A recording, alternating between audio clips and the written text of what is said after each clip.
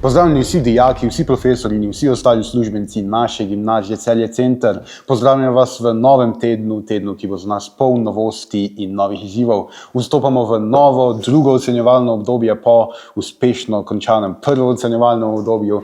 Dijaki drugega letnika predšolske vzgoje pa se odpravljajo na dvotedensko prakso.